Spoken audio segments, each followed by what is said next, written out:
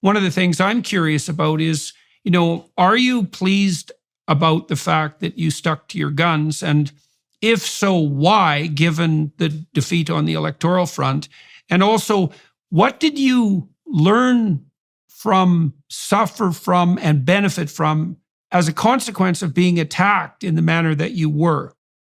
One of the phrases I think I used on the night I was ejected from the Parliament, Jordan, is that it's better to be a fighter than a quitter. And if you're not prepared to lose in a good cause, you're not really prepared to fight for a good cause. And so, look, I'm pleased that I did try to resist the emissions obsession. I did try to get the government less burdensome on people's lives. I did try to ensure that our country had a degree of integrity in its borders. I did try to ensure that our country was an effective and valuable ally to our friends. And look, there are a few things that I guess I might have done differently. Everyone makes mistakes, but fundamentally, I think what I was trying to do was good and proper. Could I have been more emollient from time to time with colleagues? Of course. Could I have lavished a little more time on some people? Sure.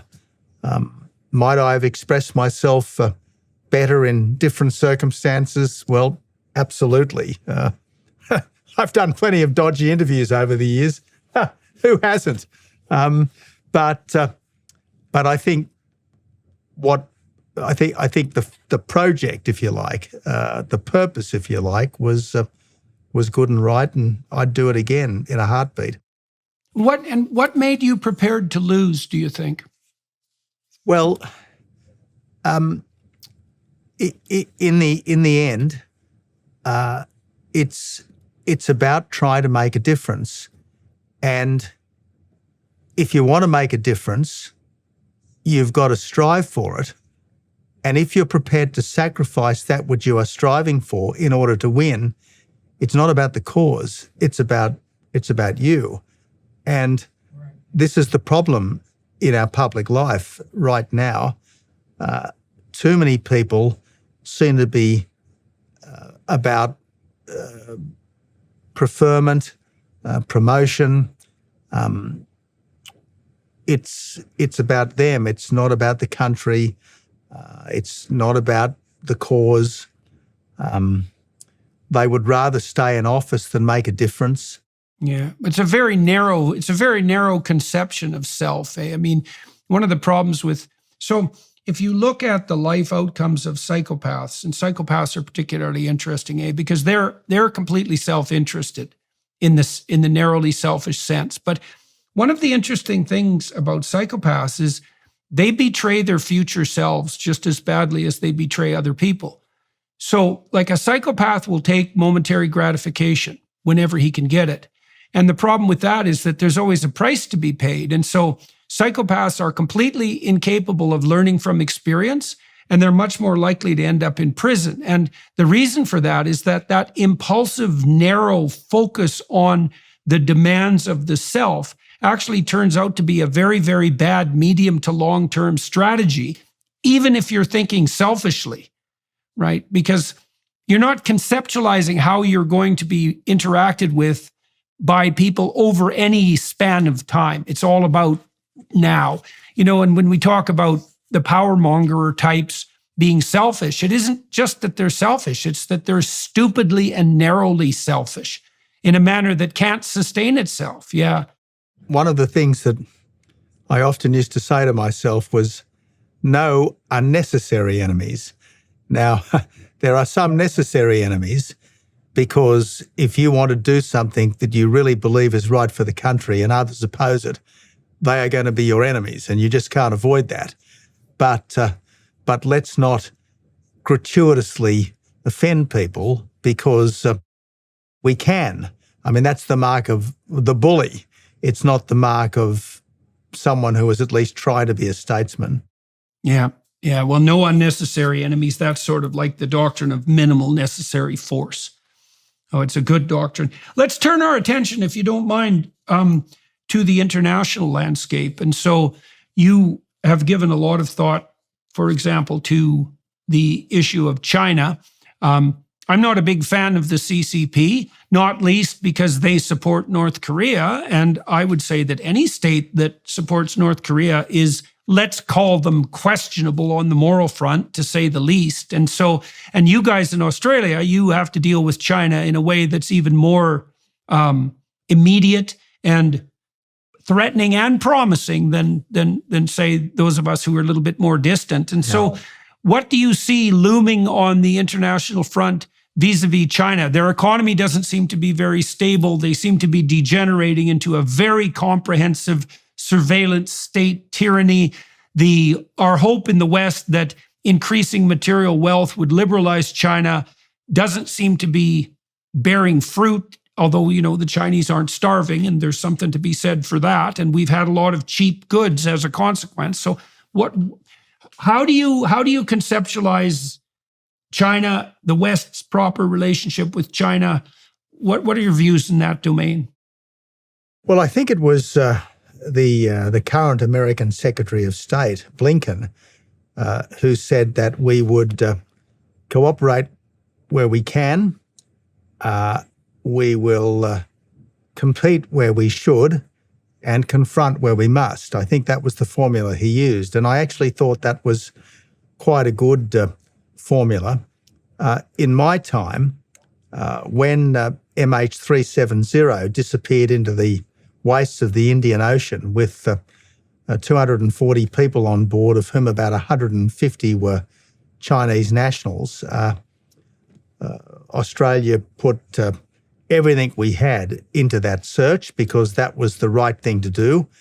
And I think the Chinese government appreciated that. By the same token, when China declared unilaterally air defence identification zones over parts of the East and South China Seas, we flew military jets through there because, again, that was the right thing to do.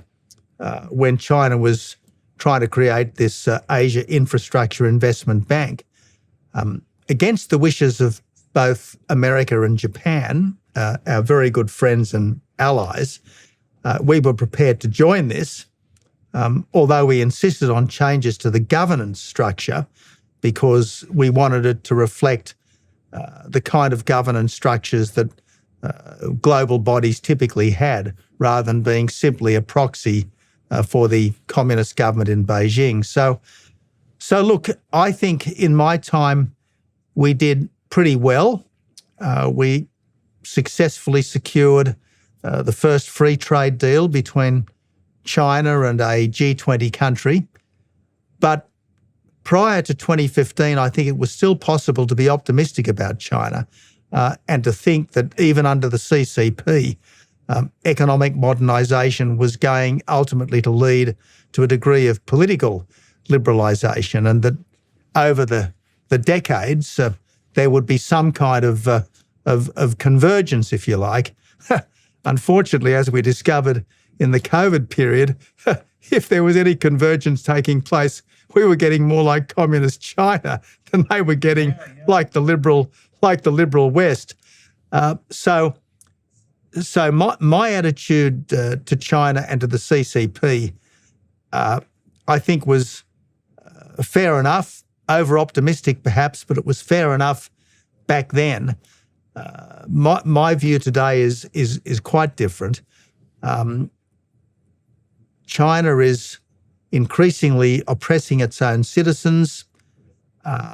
It has crushed the freedom of Hong Kong, one of the world's great cities. It's being monstrous towards its own Uyghur citizens. It's bullying and threatening all its neighbours, and it's now particularly focused on taking Taiwan by force if necessary. Now I think that if the Beijing regime believes that it will be 1.4 billion Chinese against 24 million Taiwanese, at some point in the near future, they will strike.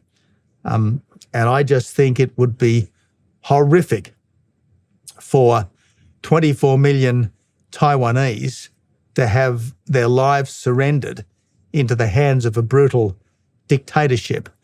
And while no one wants conflict, I think it is important for free countries like Australia to join with our partners and allies such as the United States, such as Japan, such as the United Kingdom, to say very clearly to Beijing, there will be the most severe consequences if you try to alter the status quo by force across the Taiwan Straits. As I said earlier, Jordan, the Ukraine war has been a catastrophe, but it would be any war over Taiwan would be several orders of magnitude greater.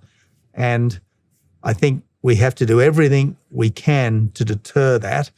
But I think strength is much more likely to deter than weakness. And so you seem to be quite concerned about the probability of a Chinese assault on Taiwan. And so, in my darker moments, I think, well, if I was running the CCP, a little distraction to take my citizens' attention away from the catastrophes on the domestic economic front might be quite welcome. There's nothing that unites a fractious population more than a targeted enemy. It's a pretty easy thing to use propaganda to agitate for a vision of a unified China as it should be. And so it would be a lovely distraction. And you said, you take a peace through strength approach, let's say, and you talked a little bit, you made some allusion a little bit to deterring China. Like, what do you think that the West could do on the deterrence front that wouldn't increase the probability of a cataclysmic interchange between the West and China? See, the terrifying thing about China is that they're likely more willing to sacrifice their citizens than we are, right? And God only knows what price they'd be willing to pay to invade Taiwan, for example, especially if that gave them a purchase on power for another 5 years. So that's a very hard enemy to deal with, right? Because if they'll light themselves on fire to singe you, that's a pretty difficult